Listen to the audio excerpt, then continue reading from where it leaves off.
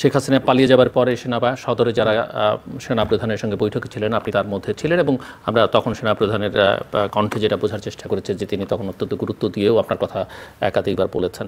আমি একটু বুঝতে চাই যে তাদের মাইন্ডসেট তখন কেমন মনে হয়েছিল? আজকে সেনাবাহিনী সেনাপ্রধানকে নিয়ে প্রায় নিয়মিত অনেক ধরনের কথাবার্তা, এমনকি শিষ্টরাও অনেক কথা বলছেন। আপনি তো মানে বডি ল্যাঙ্গুয়েজ সব মিলিয়ে আমি আপনাকে একটা কথা বলি, আমাদেরকে প্রত্যেকটা জিনিস পার্সপেক্টিভ অনুযায়ী দেখতে হবে। আমাদের যে সেনা প্রধান আছে ওনার একটা ঐতিহাসিক রোল ছিল এই গণ অভ্যুত্থানের পক্ষে, এটা কারো তুচ্ছতাচ্ছিল্য করা উচিত না। উনি করা হচ্ছে তো না, হচ্ছে, আমি উচিত না বলছি, হচ্ছে তারা, এটা তো ভাই সব জায়গায় তো মবক্রাসি চলতেছে। এখন আপনার এটা বুঝতে হবে যে উনি শেখ হাসিনার নিয়োজিত সেনা প্রধান ছিলেন, উনি শেখ হাসিনার আত্মীয় ছিলেন। উনি এরকম একটা সময়, এখন আপনার মানুষের অবদানকে ছোট করার জন্য নানান কথা বলা হয়, আপনার ক্ষেত্রে হয়, আমার ক্ষেত্রে হয়, যে তারিখ বলতেছে, সবাই সবার গালি দিচ্ছে, সবাই সবাইকে দোষ দিচ্ছে। ইউনূস স্যারের অবদান ছোট করছে না, উনি কি করেছে জুলাই গোপনীয় পথে এসব প্রশ্ন তোলা হয় না, আপনার প্রশ্ন তোলা হয় না, আমার প্রশ্ন তোলা হয় না, আপনি নাকি ভারতের দালাল, আমি ভারতের দালাল, সবই তো বলা হচ্ছে। এই যে সামগ্রিক আক্রমণ প্রক্রিয়া, এই আক্রমণটা সম্ভবত ওনার ক্ষেত্রে আসতো না, যেহেতু উনি একটুখানি ওপেন আপ করেছে, কিছু কিছু ব্যাপারে কথা বলা শুরু করেছে, নাহলে এই সুযোগটা থাকতো না। আমি ব্যক্তিগতভাবে আপনাকে বলি, এটা আমার ব্যক্তিগত অভিমত, আমি কাছের থেকে দেখে আমার কাছে মনে হয়েছে এই গণ অভ্যুত্থানের প্রতি ওনার প্রচণ্ড শ্রদ্ধাবোধ আছে। ওনার সাথে যখন আমার কথা হয় উনি বারবার দুইটা কথা বলেন। হ্যাঁ, এখন ধরেন আপনি বলতে পারেন আচ্ছা সেনাপ্রধান এগুলো বলতে পারেন নাকি? ভাই, এরকম একটা প্রায় বিপ্লব গণ অভ্যুত্থানের পরে মানুষের আর ডিফাইন্ড রোল থাকে না, অনেকের ডিফাইন রোল, তারা তো একার্থে স্টেক হোল্ডার, কারণ তারা যদি সমর্থন না রাখে বা তারা যদি অন্য কোনো ভূমিকা যায় সরকার রাখে, তো উনারাও তো একদম আনস্টেবল হয়ে যায়। এক্স্যাক্টলি, উনারা যে সেনাবাহিনী যে রোলটা রেখেছে, সেনাপ্রধান যে রোলটা রেখেছে, উনারাও তো গণ অভ্যুত্থানের একটা কম্পোনেন্টে পরিণত হয়েছে দেরিতে হলেও। ফলে ওনার সাথে যখন আমার ব্যক্তিগতভাবে বিভিন্ন সময় দেখা টাকা হতো, প্রথম দিকে বেশি দেখা হতো বিভিন্ন প্রোগ্রামে, ওনাকে দেখতাম ওনার দুইটা ব্যাপারে খুব আকাঙ্ক্ষা আছে। একটা হচ্ছে কিছু সংস্কার যেন করা হয় দেশে, আরেকটা হচ্ছে যে আমাদের একটু মানে দেশ আনস্টেবল যেন না হয়ে পড়ে, তাড়াতাড়ি করে ইলেকশন প্রসেস আসার জন্য। আমার কাছে মনে হয়েছে ওনার সবসময় আশঙ্কা থাকে কি, ইলেকশন যত দেরি হবে তত দেশের মধ্যে বিভিন্ন ধরনের চক্রান্ত ষড়যন্ত্র হতে পারে। আরেকটা কথা উনি সবসময় বলতেন, উনি আর্মিকে বেশি দিন বাইরে রাখতে চান না, সম্ভবত 1/11 এক্সপিরিয়েন্সের কারণে, যে আর্মির মধ্যে সিভিলিয়ান ভাইস ঢুকে যেতে পারে। আমি ফ্র্যাঙ্কলি আপনাকে বললাম, তো আমার কাছে ওনাকে যেভাবে পোট্রে করা হয় কিছু কিছু মাধ্যমে, আমার কাছে মনে হয় অবিচার করা হয় এবং উস্কানিমূলক বক্তব্য দেওয়া হয়।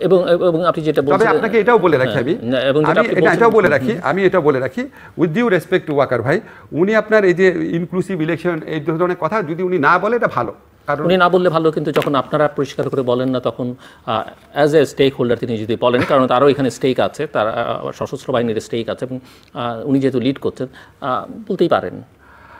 বলতে পারেন, তবে হয় কি আপনার, কারণ আমরা তো ঠিক 2007-8 যা দেখেছি সেই হিসেবে ওনারা তো প্র্যাকটিক্যালি কিছুই বলছেন না, করছেন না। জি, আমি বলি আপনাকে, বলতে পারেন। ধরেন আপনার অগাস্টের মাসে প্রথম 2-1 দিন, প্রথম 2-1 সপ্তাহ তখন যদি বলতেন, এখন তার রোলটা তো ডিফাইন, তখন বললে তো মনে হতো যে উনি প্রভাব বিস্তার করবার চেষ্টা করছেন। কিন্তু এখন যেহেতু সমাজে নানা মহল থেকে নানা রকমের প্রশ্ন উঠছে, রাজনৈতিক দলগুলো থেকে নানান কথা উঠছে, ইভেন আমি তো পলিটিক্যাল পার্টিগুলোকে এটাকে নিয়ে খুব বেশি, আমি আপনাকে বলি, ধরেন পৃথিবীতে কে ভালো কাজ করছে, কে ঠিক করছে, কে বেঠিক করছে, এটা তো আমার কথায় নির্ণীত হবে না। আপনার বক্তব্য সঠিক হতে পারে, কিন্তু আমার মতে মানে দেশে যেই পরিমাণ সেন্সিটিভিটি তৈরি হয়েছে আওয়ামী লীগের সম্পর্কে, আওয়ামী লীগের সভানেত্রী লেথাল ওয়েপন ইউজ করার জন্য আদেশ দিচ্ছেন, এই করছেন সেই করছেন, আওয়ামী লীগের সকল পর্যায়ের নেতৃবৃন্দ, সবচেয়ে ভালো নেত্রী যেটা দেখেন সেটার পিছনেও সেও একটা না একটা কুৎসিত নির্বাচনে ইলেক্টেড লোক। তো এরকম পরিস্থিতিতে এটা নিয়ে মানুষের মধ্যে প্রচণ্ড সেন্সিটিভিটি কাজ করে। ধরেন আপনাকে আমি ফ্র্যাঙ্কলি বলি, আমি ফ্র্যাঙ্কলি বিশ্বাস করি, ভুলে যান আমি উপদেষ্টা, আমি মানুষ হিসেবে বিশ্বাস করি, আওয়ামী লীগকে আবার যদি নির্বাচনের সুযোগ দেওয়া হয়, আওয়ামী লীগ দেশকে আবার দোজক বানানোর চেষ্টা করবে। তার কাছে এত টাকা আছে এবং তার মধ্যে কোনো রিমোর্স নাই, সে যেটা করেছে এই জুলাই হত্যাকাণ্ড, এটা কোনো রিমোর্স নাই। তো যার রিমোর্স নাই এবং যার কাছে এত টাকা আছে, যার কমপক্ষে 15-20% মানুষ যাদের অন্ধ সাপোর্টার, তারা দেশকে আবার মানে দোজক বানায় ফেলার মতো, কিন্তু সেই সিদ্ধান্ত কে নেবে? না, সেই সিদ্ধান্ত কে নেবে? এটা নেবে পলিটিক্যাল, আমি আপনাকে বলি, সেই সিদ্ধান্ত পলিটিক্যাল পার্টি নেবে, সেই সিদ্ধান্ত বিচারিক প্রক্রিয়া আসতে পারে, সেই সিদ্ধান্ত নির্বাচন কমিশন নিতে পারে। আমি ব্যক্তিগতভাবে মনে করি এই বিষয়টা নিয়ে আর্মি চিফ আপনার যদি কথা না বলেন ভালো হয়, বুঝছেন? ওনার এই বিষয়ে কথা বলে উনি নিজেকে এক্সপোজ করে দিচ্ছেন, কারণ এই আকাঙ্ক্ষার বিপক্ষে বহু মানুষ আছে। ইনক্লুসিভ ইলেকশনের কথা তো প্রায় সবাই বলছে, মানে একটা স্ট্যান্ডার্ড ইলেকশন মানেই তো ইনক্লুসিভ ইলেকশন, ইভেন জাতিসংঘ বলছে। জি, জাতিসংঘ বলেছে, জাতিসংঘ ইনক্লুসিভ ইলেকশন বলে নাই জিল্লুর, জাতিসংঘ বলেছে দল নিষিদ্ধ করার বিপক্ষে। আমি আপনাকে দুটো জিনিস ক্লিয়ার করি, জাতিসংঘের রিপোর্টে ইনক্লুসিভ ইলেকশন বলে নাই, জাতিসংঘের রিপোর্টে বলেছে দল যেন নিষিদ্ধ করা না হয়। অন্তর্ভুক্তিমূলক ইলেকশন, ইনক্লুসিভ ইলেকশনের কথা বলা হচ্ছে। মানে ফ্যাক্ট ফাইন্ডিং রিপোর্টে না অন্য এমনিতে না, আমি ফ্যাক্ট ফাইন্ডিং রিপোর্টে আপনাকে বলি, ফ্যাক্ট ফাইন্ডিং রিপোর্টে বলছে দলকে নিষিদ্ধ না করার কথা। আমি আপনাকে জিনিসটা বলি, দেখেন আওয়ামী লীগ কিন্তু জামাতের নিবন্ধন বাতিল করেছিল, নির্বাচনে অংশগ্রহণ করতে পারে নাই। আওয়ামী লীগ কিন্তু জামাতকে নিষিদ্ধ করেছে জুলাই মাসে শেষ থেকে। নিষিদ্ধকরণ আর নিবন্ধন বাতিল ডিফারেন্ট, আলাদা জিনিস।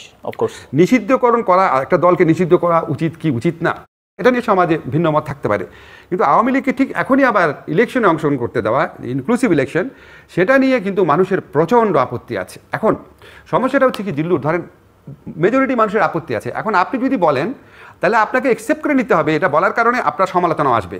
এখন আপনি এটা বলতে পারেন, কারণ আপনি সমালোচনা নিলে সমস্যা নেই, আপনি একটা স্বাধীন পেশার মানুষ, কিন্তু একটা বাহিনী চিফ যদি এটা বলে মানুষকে বিভিন্নভাবে সমালোচকরা ইনভাইট করেন, তাহলে এটা দেশের জন্য ভালো না। কাজে এইসব ব্যাপারে এটা এই পয়েন্টে বিশেষ করে আমি মনে করি, মানে আমার ব্যক্তিগত অভিমত, আই মে বি রং, মানে এমনও তো হতে পারে, আমরা তো আর জানি না যে উনি হয়তো ওনার মেসেজটা আপনাদেরকে বলতে আমি সরকারকে কনভে করেছে, বাট সরকারের রেসপন্স পাননি, সো ওনার কাছে মনে হয়েছে যে বলা প্রয়োজন।